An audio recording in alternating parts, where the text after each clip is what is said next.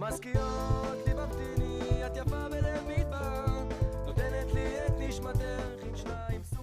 Shalom Ouvracha mes bien chers, ce Shabbat Parashat Be'alotcha, je sais qu'en diaspora c'est encore Parashat Nassau, mais on va commencer par parler, il y a un petit décalage, mais c'est déjà la semaine prochaine, c'est pas grave. On va parler dans la Parasha, il y a vraiment énormément de thèmes, mais je voudrais justement choisir un thème très important, un enseignement extrêmement sérieux. Vous savez, dans la paracha, on parle ils avaient 2 trompettes quand ils étaient dans le désert, et les Kohanim donc prenaient ces trompettes et sonnaient très fort. Selon le nombre de tons de son qu'ils donnaient, ils faisaient passer, c'était un moyen de communication, ils faisaient passer un message. Donc aujourd'hui, on va quitter les lieux, on va commencer à marcher vers une autre station. Par exemple, aujourd'hui, on va rester 2-3 jours. Ces trompettes-là faisaient passer des messages comme aujourd'hui le WhatsApp ou Twitter ou Instagram. Donc ce sont des moyens de communication. Et quand ils sont rentrés en Israël, pendant 40 ans, ils sont servis. Dès qu'ils sont rentrés en Israël, ils les ont jetés dans le désert, donc ils n'en avaient plus besoin. Et ma question est pourquoi il faut jeter, pourquoi faut-il délaisser des instruments qui étaient des instruments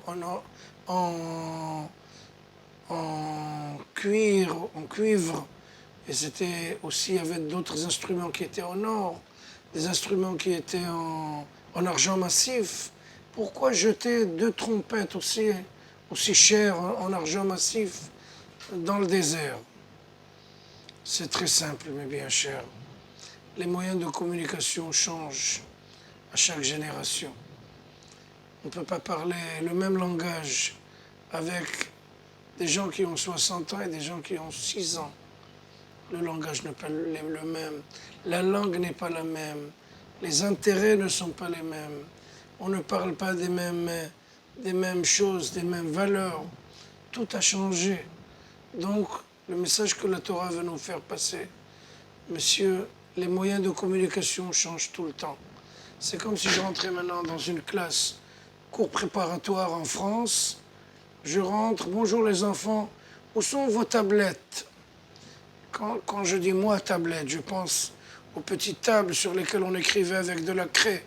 2 fois 2, 4. On montrait la table au prof.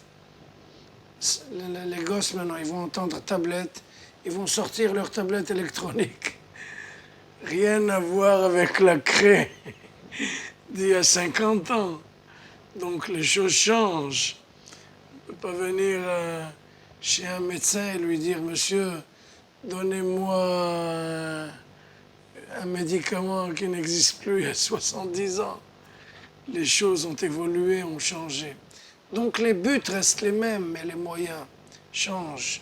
Ça serait ridicule de prendre ces trompettes en plein pays d'Israël qui est déjà très développé, qui commence déjà à arriver dans les années... Ils ont terminé le désert, donc ce sont déjà les premières années, on commence à cultiver, à travailler la terre.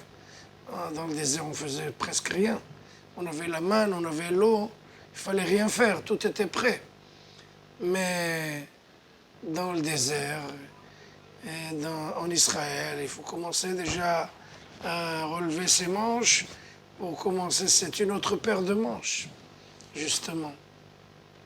Et c'est ça l'enseignement.